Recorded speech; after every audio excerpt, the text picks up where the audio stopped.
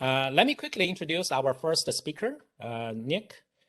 Nick Selvaggio, he is a senior cloud solution architect for security at Microsoft Canada.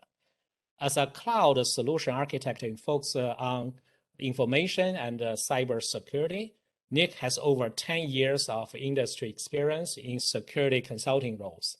He has worked on many large-scale and mission-critical projects, including security architecture assessments and the design of complex custom solutions.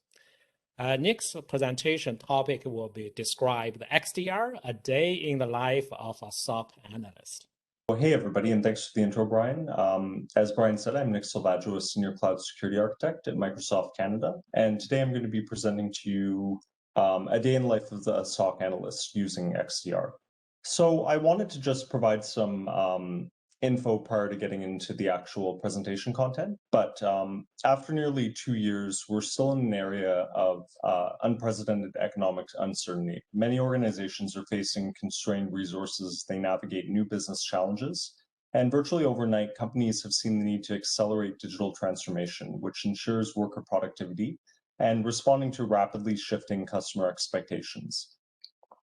As the technology, the business models, and the overall landscape evolve, the way people work has changed. We no longer expect to access the myriad of corporate resources solely from the office or on company-owned devices. In many ways, every company is now a tech company providing services for their customers and employees. I want to talk about some challenges that organizations face right now about securing their environment. So from numerous conversations with different customers and organizations, we see several main challenges that prevents organizations from securing their environment.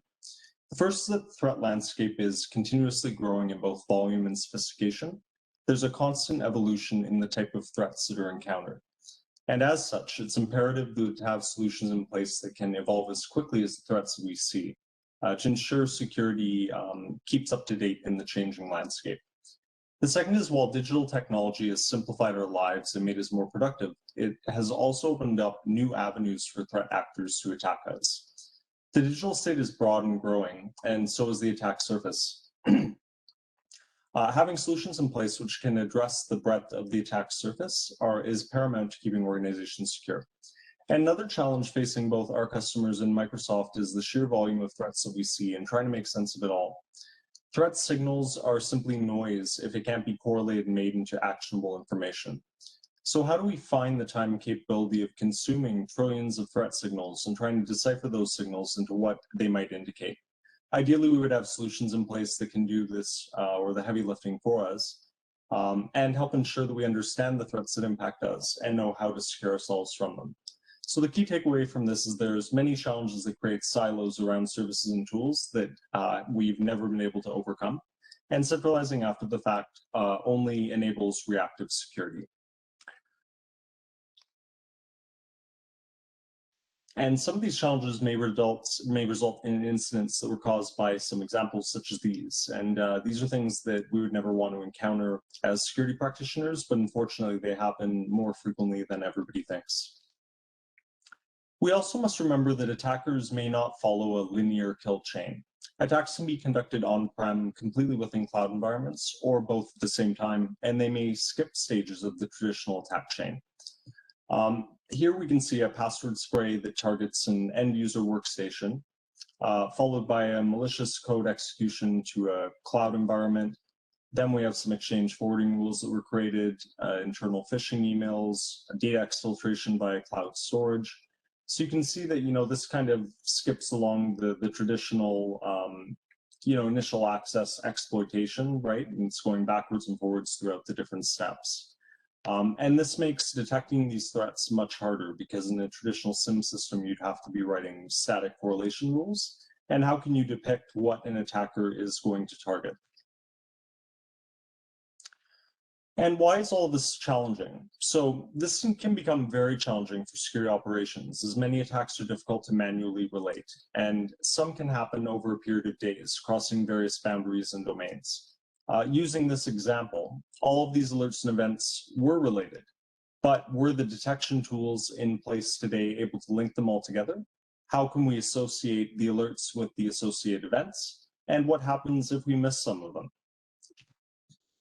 So this leads into XDR, and what is it, right? So it consolidates multiple security products into a cohesive security incident detection and response platform.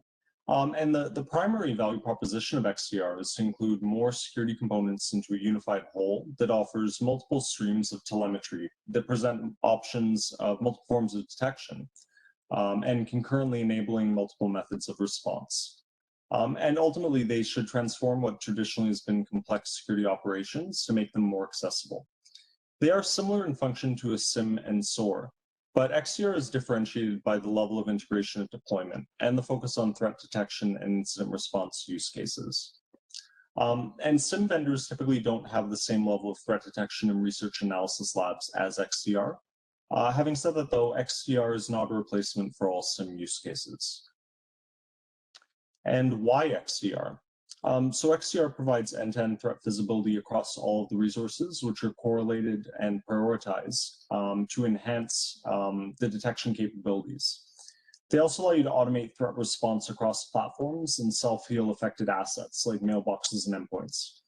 And a large benefit of a single management portal allows you to perform investigations and conduct threat hunting all cross-domain. Many XDR platforms also contain a robust set of APIs or connectors that allow you to extend access into a ticket management system or another platform. And the goal of XDR is to coordinate the prevention, detection, investigation, and response actions across endpoints, identities, apps, email, collaborative applications, and all of their data. This is also to introduce automated remediation of the entire attack scope and help you establish the scope of an incident. In addition to this, it also provides many benefits to threat hunters, allowing them to conduct hunting campaigns across silos that are normally encountered. So moving on to the main content of this presentation, what I'm going to do is review that same incident that was up earlier and how it was handled without an XDR platform.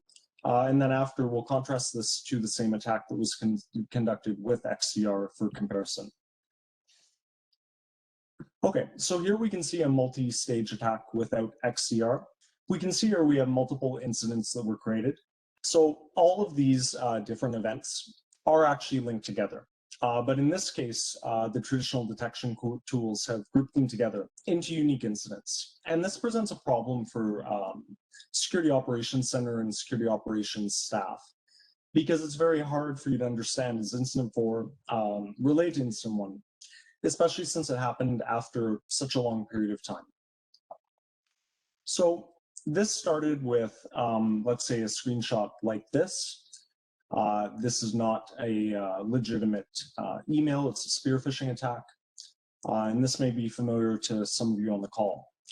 A surprising amount of spear phishing attempts get through, so this also reinforces the concept of strong protections for URLs, along with security awareness training. Anyways, though, let's imagine the user clicked on the link, read the messages, and took them to a web page that looks like this. Unfortunately, though, this is not an actual, Microsoft login page. The domain I blurred out because I don't want anybody going to it, but this is not the correct domain. So, of course, though, using this scenario as an example, the user entered their credentials here, and all of a sudden, a lot of bad things started to happen. So we had an alert that was generated here. So now as a SOC analyst, I would think, how should I proceed? Should we reset the user's password? Probably, I would recommend that. But what about running a malware scan? Maybe, we don't have any evidence the link dropped any malware on the computer. But regardless of how we handle it, we're happy our defenses caught this attack, and we'll just close the incident for now. But wait, several hours later, there were some more alerts. This time it was from our EDR platform. Nothing to worry about, though. We'll use the EDR platform to ensure the device is clean or that the threat was blocked, and we'll group this in an incident and close it off. But later, the SOC receives another alert about a credential theft tool running. They were able to make some relation between the previous malware that was detected and this one, so they grouped those two events manually into an incident. And then 2 days later, there's more bad activity. So this is some reconnaissance activity. So we can see here there's, some account lookups and sequences of exploration activities that are being conducted. But then we also see some lateral movement. And this, we have to remember, this was 48 hours after those initial attacks happened of the user entering their email into that portal. So at this point, these ones are thought to be completely unrelated, and they're grouped together into their own incident. But then much later, maybe a few days later, we have some alerts about suspicious forwarding rules created. Unfortunately, though, by this point, we're too late. Some emails have already been exfiltrated, and now we'll have to launch a full post-mortem investigation to try to find out what was the user's blast radius, what data did the attacker access. Ultimately, this is not an optimal solution that we want to be in. So if we go back to the initial attack chain that we looked at, now there's some additional suspicious activity that could have been detected, but it wasn't using these traditional platforms. This may have been because of gaps in coverage, or maybe these platforms did generate an alert, but they're in their own silo and it was never caught, or it was thought to be a false positive. So what about, clicking the actual link? So we had, we never really had an alert for that per se. What about the credentials being stolen? So we had some recon activities and exploration activities, but we didn't actually have an event saying the credentials were stolen with Mimikatz. We don't have any info on the overpass, the hash that happened. No incident or alert about a privileged account being compromised, and no pass the ticket attack. So hopefully these will be surfaced during the post-mortem they're going to have to conduct because of the data exfiltration that happened. But ultimately, this is not a good situation to be in, and hopefully it will improve their response procedures or their security posture from lessons learned about this type of attack. And then let's take a look at a similar attack using an XDR platform. So we're going to use the same scenario here, the multi-stage attack, except we're going to show you how some things would be joined together. So first of all, we have alerts that are joined together by the XDR platform. And this might be because entities match. So there might be an IP address or a file hash or something that relates these alerts together. Or it could also be done through a machine learning algorithm that was trained to detect these types of relationships. And ultimately, the goal would be to create one incident showing all of this. And as new activities happen, even within the 48 hours here, the 48-hour gap, we should still be able to add these different alerts to the same incident. So we have the same email as before, spear phishing email. The user unfortunately clicks on the link called read the messages. They enter their credentials on the fake sign-in page. And shortly thereafter, we have an incident generated. But this time, there's much more data to work with. And the XDR platform has used the telemetry from the different sources to build a much bigger picture and story of the attack. We can see on this page here that the user actually did click on the link, which is important to know. And we can also see the impacted resources and assets. And this should show you all the different entities. So it could be users, files, mailboxes, computers, anything that may have been affected by this click. And as the investigation goes on, more and more data will be added to the same incident. So as new alerts are generated by either the XDR platform or the source platforms that are feeding the telemetry data in, they're added to the existing incident, which helps the SOC team build a bigger picture of the attack. A lot of these alerts that are on the screen right now are disparate from one another, and it would be very, very difficult to write static correlation rules in a SIM to detect every possible scenario. Even if you could do this, or if they would be discovered during an investigation, it may already be too late. Another great feature of XDR is the centralized collection of evidence and response activities. So from the single page that's on the screen right now, we're able to see all the evidence collected based on the category of the source platform, along with how those detections were handled.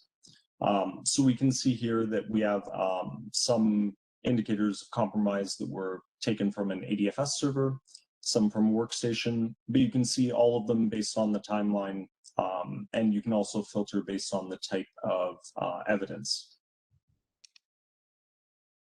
We can also gain visibility into emails that are likely related using the metadata available within each email. Even though these emails have different bodies and subjects, we're still able to build a relationship model between them.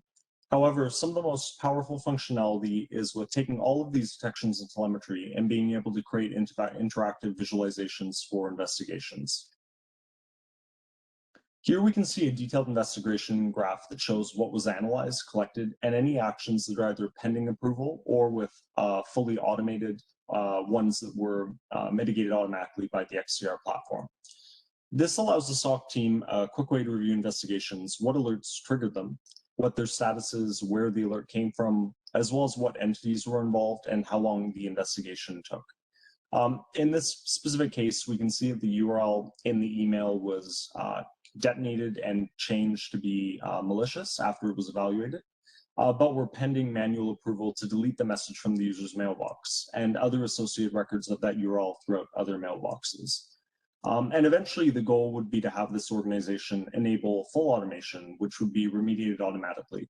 And it's very possible when that's done, it may prevent the user from even clicking on the link to begin with.